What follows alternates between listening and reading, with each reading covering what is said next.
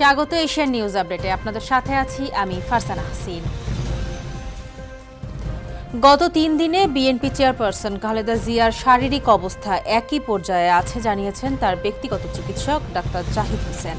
শনিবার রাতে এভারকেয়ার হাসপাতালের সামনে সাংবাদিকদের একথা জানান তিনি। ডাক্তার জাহিদ বলেন, দেশি বিদেশি চিকিৎসকদের সমন্বয়ে বিএনপি চেয়ারপারসনের চিকিৎসা চলছে। তার শারীরিক অবস্থা ও মেডিকেল বোর্ডের সুপারিশের উপর নির্ভর করবে বিদেশে নেওয়ার সিদ্ধান্ত। তিনি বলেন, যুক্তরাজ্য, সৌদি আরব, সিঙ্গাপুর, চীন ও আমেরিকা সহ বিভিন্ন দেশের হাসপাতালের চিকিৎসকদের যৌথ আলাপ আলোচনার ভিত্তিতে এখানে খালেদা জিয়ার চিকিৎসা চলছে এবং অব্যাহত থাকবে। জুলাই গণঅভ্যুত্থানে কুষ্টিয়ায় ৬ জনকে হত্যার ঘটনায় মানবতাবিরোধী অপরাধের মামলায় জাসদ সভাপতি হাসানুল হক ইনুর বিরুদ্ধে প্রসিকিউশনের সূচনা বক্তব্য উপস্থাপন আজ। একই সঙ্গে প্রথম সাক্ষীর সাক্ষ্য গ্রহণের কথা রয়েছে।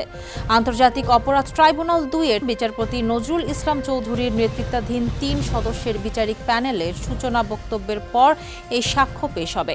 এদিকে আনুষ্ঠানিক অভিযোগ গঠনের বিরুদ্ধে রিভিউ করেছেন ইনু। এ নিয়ে আজ ট্রাইব্যুনালের আদেশ আসতে পারে।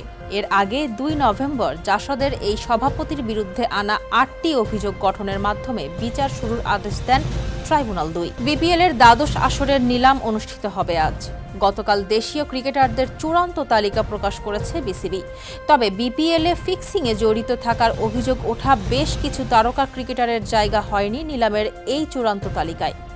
এদের মধ্যে বিশেষভাবে আলোচিত ২ নাম হল এনামুল হক বিজয় এবং মোসাদ্দেক হোসেন সৈকত। অতীতে তারা বিপিএল-এর পৃথক ফ্রাঞ্চাইজিকে নেতৃত্ব দিয়েছেন। এছাড়াও নিলাম থেকে বাদ পড়া অন্যান্য ক্রিকেটারদের মধ্যে রয়েছেন আলাউদ্দিন বাবু, মিজানুর রহমান, নিহাদ উজ্জামান, সানজামুল হক ও শফিউল ইসলাম। নিলামের জন্য দেশের ক্রিকেটারদের চূড়ান্ত তালিকায় সব মিলিয়ে ১৫৯ জনের জায়গা হয়েছে। সর্বোচ্চ ক্যাটাগরি এতে রয়েছেন কেবল ২ জন, লিটন দাস ও নাইম শেখ। বি ক্যাটাগরিতে ১২ জন, সি ক্যাটাগরিতে ১৭ জন, ডি ক্যাটাগরিতে ২৬ জন, ই ক্যাটাগরিতে ৩৮ জন এবং এফ ক্যাটাগরিতে ৬৩ জন খেলোয়াড় রয়েছেন। এশিয়ান নিউজ আপডেট এ পর্যন্তই। পরের আয়োজন দেখার আমন্ত্রণ রইল। ধন্যবাদ সাথে থাকার জন্য।